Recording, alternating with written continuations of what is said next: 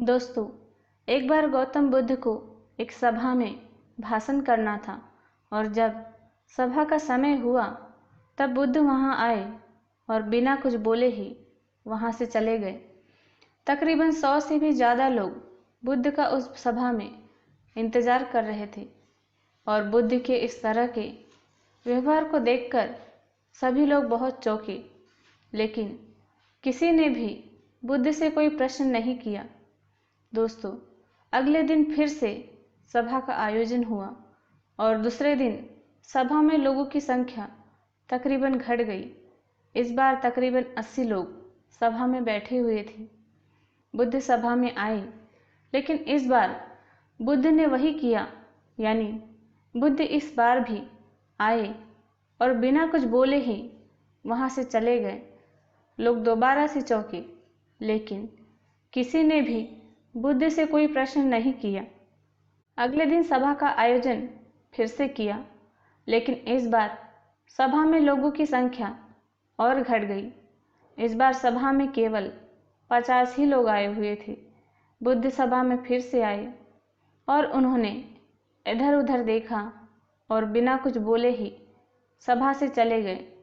उसके बाद कुछ लोग क्रोधित भी हुए, क्योंकि लोगों ने अपना काम छोड़कर सभा में आए हुए थे, लेकिन किसी ने भी बुद्ध से कोई प्रश्न नहीं किया।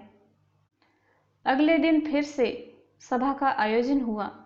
दोस्तों, आप लोग जो इस कहानी को सुन रहे हैं, आप में से भी कुछ लोग मन ही मन यह कह रहे होंगे कि अरे, कितनी बार सभा का आयोजन होगा और आप लोगों को भी इस कहानी को सुनते वक्त इरिटेशन होना शुरू हुआ होगा। और जिन लोगों को अभी इरिटेशन होना शुरू हो गया है, उन लोगों को तो यह कहानी बड़े ध्यान से पढ़कर समझना चाहिए, क्योंकि यह कहानी आपके लिए ही है। अगले दिन फिर से सभा का आयोजन हुआ, लेकिन इस बार सभा की संख्या और ज़्यादा घट गई थी, यानी इस बार सभा में सिर्फ 30 लोग ही थे। फिर उसके बाद बुद्ध सभा में आए, मुस्कुराए और फिर से बुद्ध ने वही किया, यानी बिना कुछ बोले ही वहां से चले गए। इस बार भी लोग बहुत क्रोधित हुए और इस बार लोगों ने पीछे से कुछ कहा भी और बड़बड़ाए भी, लेकिन बुद्ध ने उनके किसी भी प्रश्न का उत्तर नहीं दिया। दोस्तों, अगले दिन फिर से सभा का आयोजन हुआ और इस बार लोगों की संख्या बहुत ज़्यादा घट गई थी, यानी इस बार सभा में कुल मिलाकर 15 ही लोग आए हुए थे। इस बार भी बुद्ध सभा में आए, लेकिन इस बार बुद्ध अपना आसन ग्रहण कर लेते हैं। फिर बुद्ध बोले और बुद्ध ने 15 लोगों को ही उपदेश दिया और वे 15 लोग ही बुद्ध के भिक्षु बन गए और आगे चलकर उन 15 लोगों ने ही बुद्ध के ज्ञान को अलग अलग दिशाओं में फैला दिया। फिर एक दिन बुद्ध से किसी ने पूछा कि बुद्ध, आप कई दिनों तक बिना बोले ही सभा से क्यों चले जाते थे? फिर बुद्ध कहते हैं कि मैं उन लोगों को खोज रहा था जो लायक थे, यानी कि पहले दिन 100 से भी ज़्यादा लोग आए हुए थे। उसमें से ज़्यादातर लोग सिर्फ आए हुए थे, उन्हें मेरे उपदेश से कोई भी मतलब नहीं था, वे बस आ गए थे। और उसमें से ज़्यादातर लोग सिर्फ देखने और सुनने आए हुए थे कि सभा में क्या होता है। वे मेरे काम के लोग नहीं थे, क्योंकि वे लोग मेरे ज्ञान को औरों तक नहीं पहुंचा सकते थे। मुझे तो उन लोगों की खोज थी जो मेरे ज्ञान को जन जन तक पहुंचा सके।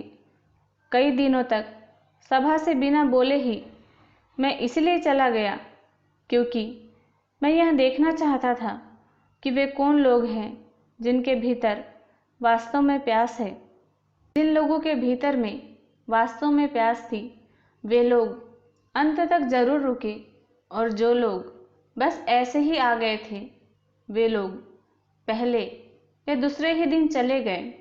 जिनके भीतर धैर्य था उन्हें मुक्ति का मार्ग भी मिला, और जो लोग जल्दबाजी में थे वे लोग अब घर में बैठे हुए हैं।